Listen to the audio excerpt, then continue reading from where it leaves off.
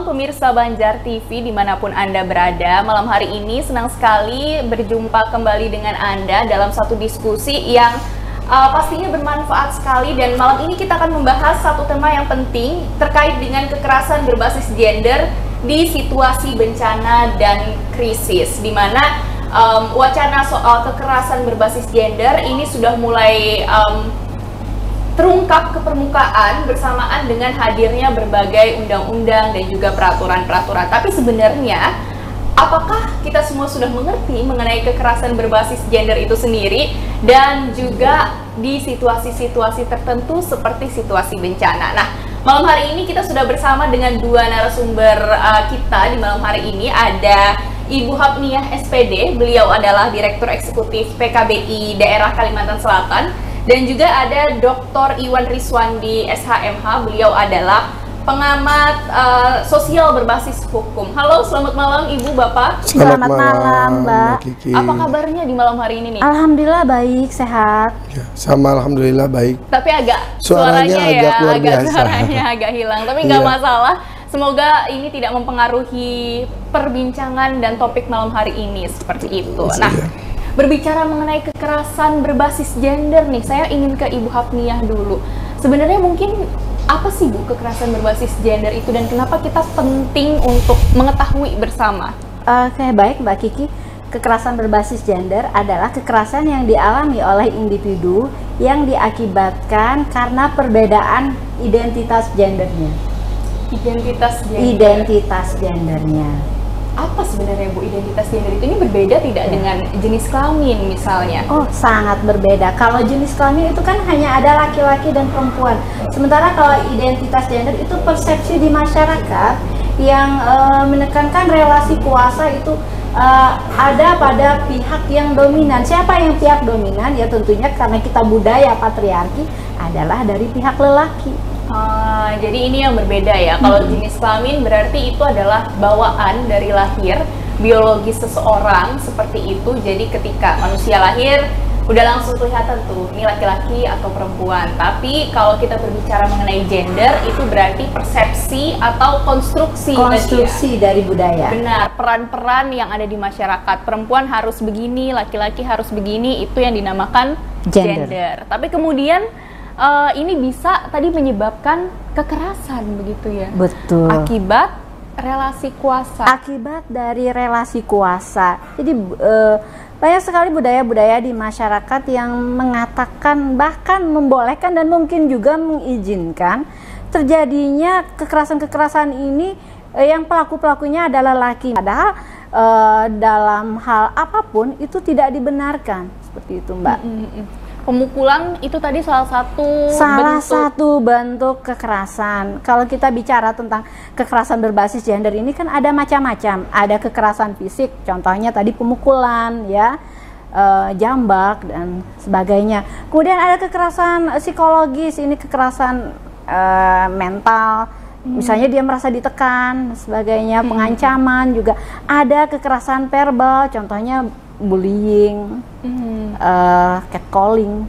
Kemudian ada yang kekerasan ekonomi, misalnya nih suami tidak menafkahi, itu termasuk kekerasan berbasis gender. Ya, ada juga kekerasan yang disebabkan oleh sosial budaya, misalnya female genital mutilation atau sunat perempuan. Dan yang terakhir perdagangan orang atau trafficking, juga ada pelecehan seksual dan perkosaan. Banyak sekali berarti jenis-jenisnya ya. Kalau situasinya sampai hari ini seperti apa Ibu? Maksudnya di masyarakat apakah masih banyak ditemukan kekerasan berbasis gender ini? Banyak. Ini saya merilis data terbaru aja dari Simponi. Data Simponi ini data yang masuk dari sumber DP3A seluruh Indonesia ke Kemen PPA ya. Itu dari Januari hingga Agustus 2022 aja sudah terdapat 352 kasus kekerasan berbasis gender di Kalimantan Selatan. Kalau terkait dengan kebencanaan itu misalnya di bencana Sulawesi Tenggara ya, Sulawesi Tengah ya, Palu, itu ada 52 kasus kekerasan seksual yang dialami oleh penyintas kebencanaan. Baik, berarti yang namanya kekerasan berbasis gender ini, pemirsa, itu bisa terjadi kapan saja, di mana saja, seperti itu ya. Baik dalam situasi-situasi normal, artinya tidak ada bencana, tapi bisa jadi terjadi juga di situasi-situasi kebencanaan juga, seperti itu Ibu ya? Betul sekali. Nah, kalau misalnya di situasi bencana itu seperti apa? Apakah karena banyak sekali tidak dipisah-pisahkan seperti itu antara pihak laki-laki dan perempuan tendanya, atau bisa jadi karena hal lain seperti itu? Salah satunya iya, manajemen camp atau manajemen tenda kebencanaan itu belum ada. Jadi pada saat terjadinya bencana, mereka dijadikan jadi satu, tidak ada pemisahan antara laki-laki dan perempuan, anak, remaja gitu, tidak ada pemisahan. Kemudian yang kedua, penyediaan toilet itu juga kadang-kadang sangat sedikit. Idealnya kalau kita mau ya, jumlah toilet untuk anak-anak dan perempuan itu harusnya lebih banyak daripada jumlah korban bencana laki-laki. Karena apa? Karena kebutuhan khusus perempuan dan anak itu lebih spesifik, lebih banyak. Kemudian juga faktor penerangan, di mana pada saat kebencanaan bisa jadi penerangannya masih samar-samar, gelap. Itu juga menjadi pemicu pelaku-pelaku untuk melakukan tindakan kekerasan. Ya kebanyakan sih kalau kita lihat kasus-kasusnya di kebencanaan itu adalah kekerasan seksual, Mbak. Kekerasan seksual justru banyak terjadi di situasi-situasi bencana begitu ya. Mungkin saya ingin ke Pak Iwan dulu begitu. Pak Iwan, tadi sudah mendengar ya pemaparannya, ternyata banyak sekali kasus-kasus kekerasan berbasis gender, bahkan di situasi-situasi bencana di mana semua orang susah seperti itu ya. Ini kalau kita melihat dari segi hukum, bagaimana sebenarnya perlindungan untuk korban-korban masyarakat dari kekerasan berbasis gender tersebut? Baik, Mbak Kiki. Yang namanya kekerasan dari bentuk apapun, ya pasti tidak diperbolehkan. Baik dari fisik, mental, atau apapun itu, dan kekerasan itu memang tidak dibenarkan. Posisi jangankan dalam konteks hukum, wilayah-wilayah sosial saja di masyarakat itu pasti melarang apa yang disebut dengan kekerasan. Nah, di dalam konteks hukum kita tentu akan melihat bagaimana banyak sekali perlindungan yang terkait dengan masalah hukum ini, yang terkait dengan masalah korban-korban kekerasan. Artinya hukum di sini hanya mengikuti kondisi yang ada di masyarakat. Bahwa dalam wilayah sosial tentu dia mengatakan bahwa kekerasan itu adalah tidak boleh ditolerir. Nah, posisinya adalah hukum melegitimasi bahwa dengan adanya kekerasan, maka hukum akan memberikan satu wilayah yang lebih tegas terhadap posisi seperti itu. Nah, kemudian lebih lanjut, kalau Mbak Kiki menanyakan apa wujud-wujud proteksi, banyak wujud-wujud proteksi yang dilakukan hukum, misalnya proteksi terhadap korban, terhadap kondisi bagaimana dia melakukan pelaporan, kemudian kondisi di mana juga dia akan melakukan tindakan proses untuk protes apabila penghentian penyidikan. Nah, banyak sekali wilayah-wilayah di mana hukum itu memproteksi si korban. Karena apa? Karena kita tahu bahwa dengan adanya korban seperti yang dikatakan dari Bu Mia tadi, posisi korban kan adalah posisi yang lemah. Posisi yang lemah ini yang kemudian diberikan satu legitimasi oleh hukum atau bentuk perlindungan hukum, sehingga menjadi si korban ini menjadi seimbang. Seimbang dalam artian bukan untuk balas dendam atau represi, bukan seperti itu, tapi memberikan satu posisi di mana dia minta kepada negara untuk memberikan hak-haknya yang sudah dirampas atau melakukan satu tindakan oleh si pelaku tadi, sehingga dengan kondisi tadi, dengan posisi tadi, si pelaku tentunya tidak akan berbuat baik kepada dirinya sendiri, baik kepada orang lain, diri sendiri si pelaku, si korban, kemudian juga tidak mengakibatkan kepada proses kepada orang lain, yang tentunya kalau itu dibiarkan tentu akan mengakibatkan akibat-akibat yang buruk. Baik, berarti secara umum sebenarnya hukum itu memberikan perlindungan terhadap korban-korban, baik di situasi bencana atau di luar situasi bencana. Tapi kemudian ini gimana implementasinya? Apakah sebenarnya sudah seideal itu begitu, atau sebenarnya masih ada hambatan-hambatan ketika kita berbicara mengenai hukum untuk melindungi korban, terutama korban kekerasan berbasis gender. Baik.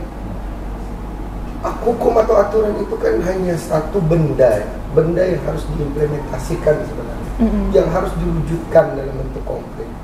Kalau kita mengatakan bagaimana konsep hukum atau undang-undang, ya itu adalah konsep ideal yang bisa dibuat oleh manusia, siapapun itu. Benar. Iya kan?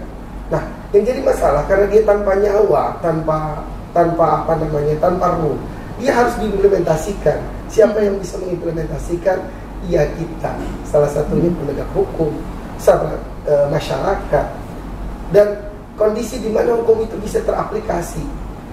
Nah, kalau kita melihat seperti itu, maka pengimplementasian atau penjelasan tentang bagaimana hukum itu berjalan tentu akan terkait dengan bagaimana sumber daya itu untuk memahami. Nah, itu bagaimana Bapak melihat? Apakah masyarakat kita juga sudah mulai memahami bahwa ada hukum yang melindungi mereka? Apakah mereka juga sudah sadar hak-hak mereka seperti itu? Saya pikir tidak ada satu hal pun di dalam media digitalisasi ini yang merujuk bahwa posisinya orang tidak akan pernah mengetahui dengan apa posisi tentang perlindungan hukum yang diberikan oleh negara kepada dia. Kecuali memang pada proses itu masyarakat terpencil yang tidak modern. Tapi saya pikir dengan kondisi digitalisasi yang sudah begitu hebat, begitu lebar, dan begitu terbuka pada saat ini, tentu orang-orang pasti akan mengetahui. Yang jadi masalah adalah bukan proses pengetahuannya, tapi beranikah dia. Nah, di sini ya akan jadi titik tolak. Karena kita tahu bahwa posisi korban dalam posisi intimidasi dengan posisi korban yang benar-benar dari under pressure, itu tidak mudah loh bagi seorang korban untuk bisa melaporkan tindak pidana yang dilakukannya. Nah, disinilah menurut saya yang lebih penting adalah bukan terkait bagaimana proses hukum yang akan berjalan, tapi sebelum proses legitimasi terkait dengan aturan-aturan itu ditegakkan oleh hukum, itu harus harus diikuti oleh proses keberanian. Sehingga saya pikir kalau melihat pada posisinya hanya melihat jalur formal, Bu Hapnias mengatakan tentu hukum juga akan kesulitan gitu untuk membantu para korban ini. Sehingga bagaimanapun juga posisinya hukum itu memerlukan satu instrumen yang paling paling sentral terhadap para proses penegakan manusia itu sendiri, yang menjalankan dan melaksanakan apa yang sudah aturan inginkan untuk dilaksanakan. Seperti itu. Benar, terima kasih Bapak. Saya ingin ke Ibu Hapniah lagi tadi, karena terkait dengan bagaimana ketika seseorang menjadi korban kekerasan seksual seperti itu, kekerasan berbasis gender, dia mungkin akan kesulitan untuk mengungkapkan, melaporkan kasusnya, menceritakan kasusnya seperti itu. Ini bagaimana Ibu memandang ini? Jadi kita bisa pahami secara psikologis ya, si korban atau penyintas ini memang kalau dari yang bersangkutan itu tidak mudah untuk melaporkannya sendiri gitu. Ya, kita sangat bersyukur kalau mereka berani speak up dan melaporkan. Kemudian tapi kalau mereka tidak berani, maka itu adalah orang-orang yang mengetahui kejadian itu yang melaporkan. Kasus-kasus ini kan delik aduan ya. Jadi siapapun itu bisa gitu, dan ini juga tindak kriminal, maaf ya, tindak kriminal. Jadi siapapun yang melihat kejadian itu dia bisa melaporkan. Nah, kemana aja yang melaporkannya? Kalau ini dalam situasi krisis atau kebencanaan, itu ada mungkin posko kemanusiaan yang bisa dia datangi, atau keluarga atau saksi yang bisa mendatangi untuk melaporkan. Kemudian yang kedua, terkait dengan itu PKBI itu juga hadir ya di posko-posko kemanusiaan itu, mungkin bisa melaporkan ke tim humanitariannya PKBI yang ada di posko-posko kemanusiaan itu. Kemudian yang berikutnya, kalau masih juga belum berani, bisa dia tidak langsung datang untuk pertama kalinya, tetapi bisa ke hotline-nya PKBI daerah Kalimantan Selatan. Nomor hotline-nya ini Mbak, 0898 8196 880. Oke, baik. Iya. Jadi memang ada jeda waktu yang diperlukan untuk korban untuk dapat melaporkan hal-hal yang terjadi pada dirinya. Karena kadang-kadang berbicara atau mengungkapkan secara publik begitu akan kekerasan yang terjadi pada dirinya itu suatu hal yang menyulitkan atau sulit sekali. Nah, untuk itu sebenarnya bagaimana kemudian Ibu kalau misalnya mencegahnya agar jangan sampai ada lagi nih kasus-kasus kekerasan berbasis gender? Iya. Yang pertama ya edukasi ya. Edukasi dimulai dari masyarakat terkecil, dari keluarga. Ya, tentang penghargaan terhadap perempuan dan juga penghargaan terhadap diri kita ini sebagai perempuan. Itu bisa dimulai dari anak-anak kita di usia dini. Misalnya tidak membolehkan semua orang untuk menjamah bagian-bagian tertentu gitu pada tubuh kita. Itu salah satu cara untuk mengajarkan kepada anak untuk proteksi diri. Kemudian dari keluarganya juga bisa seperti itu, saling mendukung, termasuk dari masyarakat sekitarnya saling mendukung. Kalau misalnya ada tiba-tiba orang asing ngaku-ngaku itu adalah anaknya, maka kita orang yang ada di sekitarnya mengatakan aku ini adalah orang tua yang sebenarnya dari anak ini. Ini salah satu cara melindungi kalau itu korbannya anak-anak. Beda kalau dia korbannya sudah dewasa atau ya minimal remaja, kan dia sudah ngerti ya Mbak ya untuk cara-cara menghindari terjadinya kasus-kasus kekerasan seksual ini. Kemudian yang berikutnya ya ini pemahaman yang terus-menerus kepada pihak lelaki terkait dengan relasi gender yang seimbang itu seperti apa gitu. Jadi tidak ada pembenaran untuk melakukan tindakan kekerasan berdasarkan karena memang dia lelaki, dia memang punya kekuatan atau kekuasaan itu tidak dibenarkan sebenarnya. Apapun itu alasannya, meskipun perempuannya dianggap salah dan sebagainya, tapi tidak dibenarkan untuk melakukan itu. Kemudian itu di situasi yang normal. Itu di situasi yang normal. Tiba-tiba ada bencana, bagaimana mungkin kemudian pencegahannya? Kalau di situasi bencana, yang pencegahannya yang pertama dulu dari relawan kemanusiaan itu harus punya komitmen untuk ada kode etik, tidak boleh melakukan tindakan kekerasan seksual, atau tidak boleh memanipulasi atau memanfaatkan kekuasaannya untuk menekan calon-calon korban. Itu yang pertama. Kemudian yang kedua, di masyarakat sekitar, terutama di masyarakat yang terjadi bencana itu juga disiapkan. Misalnya dengan adanya sosialisasi DPA, dukungan psikologi awal, seperti itu.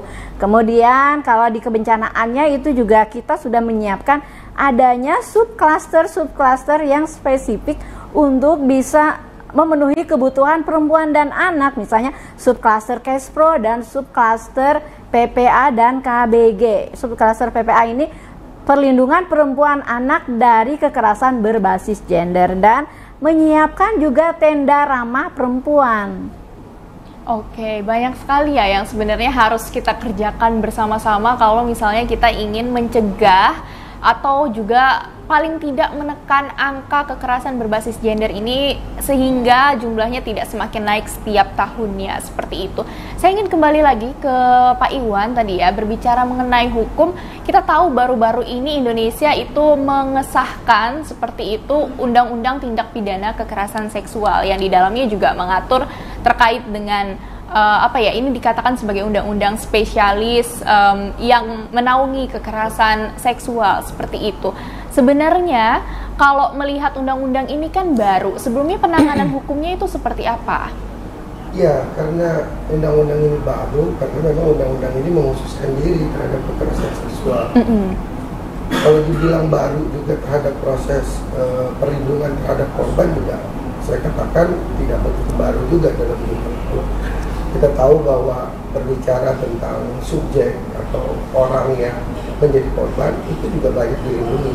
Contoh di dalam undang-undang KDRT kan juga kelihatan bahwa perempuan di situ yang dilindungi. Kemudian juga ada undang-undang perlindungan anak juga melihat bahwa melindungi terhadap kekerasan ini, apalagi juga kekerasan seksual ya. Nah, dengan adanya undang-undang TPKS ini ya, ini makin menguatkan bahwa kita perang, kita negara kita melindungi terhadap bahaya-bahaya dari kekerasan, khususnya terhadap kekerasan seksual ini. Kenapa? Di sini kemudian kekerasan itu kemudian diperluas. Kekerasan itu tidak hanya berbasis kekerasan yang bersifat fisik, juga bersifat non fisik. Bahkan di dalam undang-undang PPKS itu apa? Yang basisnya juga elektronik. Nah, di sini juga terjadi perkembangan yang luar biasa dari pemangku jabatan, pemangku undang-undang kita untuk melindungi korban. Karena apa? Seperti yang Ibu Hapni bilang bahwa tindakan hukum ini kan tindakan represif, ya, penghukuman. Artinya itu, kalau kami di dunia hukum kita bilang ultimum remedium, sesuatu yang bersifat akhir. Tapi bersifat akhir ini bukan menyelesaikan masalah. Korban, pelaku yang kemudian dihukum bukan berarti dia tidak akan berbuat lagi loh di kemudian hari. Nah, artinya kalau penyelesaian jangka pendek ya bisa proses represif tadi dengan penghukuman. Tapi kalau preventif, ini yang sebenarnya harus kita galakkan. Karena seperti yang kalau kita masuk tadi, kalau berbasis apa ya Bu ya, dalam konflik kebencanaan dan sebagainya, apa yang dikatakan Bu Hapni tadi, itulah tindakan-tindakan preventif. Jadi jangan terjadi baru berbuat gitu. Jangan melihat bahwa aturan hukum negara dilindungi, berarti negara lah yang kemudian bertanggung jawab dalam proses apabila terjadi kekerasan, khususnya kekerasan seksual. Nah, ini kemudian harus diedukasi kepada masyarakat. Tindakan-tindakan preventif terhadap korban atau calon-calon korban ini benar-benar harus kita galakkan. Sehingga apabila nanti terjadi satu kekerasan dan benar-benar dilakukan, tentu saja ultimum remedium itu akan berjalan, protokol undang-undang akan berjalan. Tapi sekali lagi kita juga jangan terlalu berharap bahwa protokol itu selalu diaktifkan terhadap para korban-korban ini, karena sudah saya bilang gitu Mbak Kiki dan Bu Hapni, bahwa konsep hukum adalah konsep hukuman dengan konsep represif dia, tindakan yang belum tentu menyelesaikan satu akar masalah. Seperti itu, Mbak. Tapi ini bisa ya dijadikan sebagai sebuah acuan seperti itu agar teman-teman di luar sana merasa terlindungi atau merasa aman. Jadi kalau misalnya nanti ingin melakukan atau kepikiran ingin berbuat tindakan yang termasuk ke dalam kekerasan berbasis gender, udah ada di kepala tuh bahwa hati-hati nih nanti kejerat undang-undang TPKS seperti itu, begitu. Ini sama konsepnya kan dengan undang-undang ITE. Kita ketika ingin mengkritik atau ingin menjelek-jelekkan seseorang atau sesuatu gitu kan, ingat-ingat lagi, nanti saya bisa kena hukuman loh. Seperti itu ya berarti Bapak sifatnya. Betul, seperti itu. Ada beberapa hal dengan sikap seperti itu, artinya ada teori hukum dalam hukum pidana, jadi teori menakut-nakuti. Jadi dengan konsep menakut-nakuti itu kita harapkan dengan banyaknya orang yang kemudian dihukum terkait dengan itu, maka orang lain juga tidak akan mengikuti. Cuman kadang-kadang kita mungkin Ibu Hapni secara psikologis mungkin lebih mengkoreksi saya. Tapi kan ketika dalam proses tindakan yang dilakukan khususnya kekerasan seksual, kadang-kadang itu terpinggirkan ya Bu. Betul. Iya, artinya pikiran akal-akal sehat, akal-akal yang mengatakan bahwa ada persoalan-persoalan saya dihukum, kadang-kadang terpinggirkan. Nah, ini yang kemudian tidak bisa hanya mengharapkan, yang saya maksud tadi Mbak Kiki, hanya mengharapkan ketika hukum nanti dihukum, kalau dihukum berarti orang lain tidak akan melakukan. Akan sangat samir sekali kalau kita berharap seperti itu. Maka saya lebih suka menekankan bahwa hukum atau tindakan aturan sebagai tindakan penghukuman adalah sebagai suatu ultimum remedium, sebagai usaha akhir, di mana usaha-usaha preventif yang sudah dilakukan itu sudah dilaksanakan dan dijalankan. Baru kalau tetap dilakukan mau tidak mau, protokol ultimum remedium usaha terakhir tadi itu harus dijalankan dan dilakukan. Benar, tapi tadi ada satu hal yang menarik nih. Betul. Ketika Pak Iwan bilang, tapi mekanisme ini bisa jadi tidak berjalan jika misalnya penegak hukumnya tidak terinformasikan dengan baik mengenai TPKS ini, atau jika katakanlah ada kekurangan bukti dan lain sebagainya sehingga mekanismenya tidak berjalan. Itu kita bagaimana memastikan bahwa ketika terjadi kasus kekerasan berbasis gender, mekanisme sesuai dengan undang-undang yang sudah ditetapkan itu berjalan prosesnya? Ya, itulah saya katakan bahwa sesempurna-sempurna aturan atau hal yang dibuat manusia itu pasti ada kelemahan termasuk undang-undang. Nah, penegak hukum itu pasti dalam melakukan tindakan itu semaksimal mungkin akan berbuat untuk membuktikan apa yang sudah kita adukan atau kita laporkan terkait, apalagi ini terkait dengan wilayah-wilayah kekerasan seksual yang secara budaya juga akan tabu untuk terlihat ya, karena akan sulit sekali masyarakat menerima khususnya terkait dengan kekerasan seksual seperti ini. Nah di situ makanya usaha-usaha dari tim penegak hukum untuk melakukan pembuktian memang harus ekstra keras. Ya, diperlukan suatu kondisi alat-alat bukti yang secara ilmiah yang harus bisa membuktikan, karena menuduh orang ini tidak main-main, ancaman hukumannya juga begitu berat gitu. Jadi nggak mungkin kemudian penegak hukum hanya berdasarkan dengan laporan tanpa berdasarkan alat bukti melakukan proses, tidak mungkin. Berarti harus ditunjang oleh proses alat-alat bukti. Nah disitulah yang kemudian akan menjadikan khususnya terkaitkan dengan kekerasan seksual ini, saya bukan mengatakan sulit, tidak. Saya akan melakukan perlu ekstra keras, membutuhkan satu kerja keras. Nah, daripada hal itu terjadi, lebih baik kita cegah kan. Nah, konsep pencegahan ini yang saya katakan melalui tindakan preventif.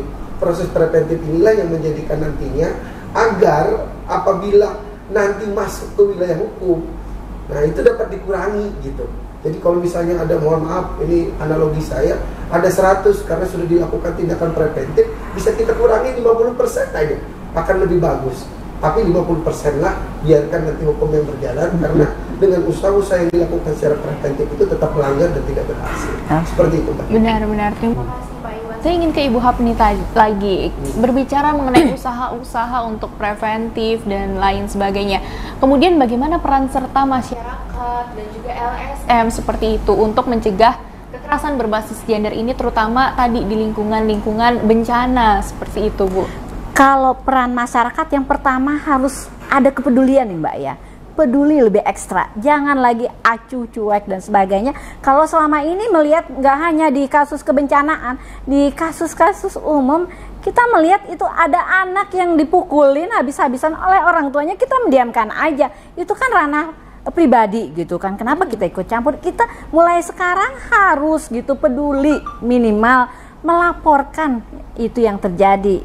Kemudian yang kedua, kalau dari aspek kebencanaan, ya masyarakat itu juga saya rasa sama ya. Kita Indonesia ini bersyukur banget, filantropinya terbagus, dan di situ itu yang bisa kita ini kan kepedulian lagi gitu.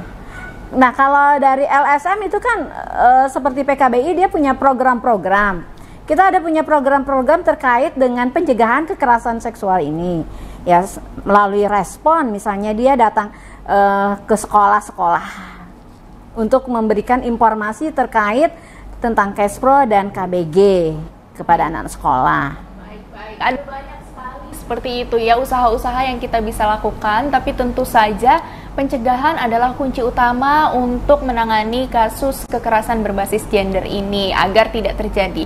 Namun begitu, ketika kasus kekerasan berbasis gender ini terjadi, terutama di situasi-situasi bencana, jangan lupa bahwa kita memiliki undang-undang yang dapat kita gunakan. Jadi bagi semua korban, bagi semua yang menjadi saksi dari kasus-kasus kekerasan berbasis gender, silahkan dilaporkan dan dipergunakan mekanisme berbasis hukum yang telah ada di Indonesia. Terima kasih, Kiki pamit undur diri.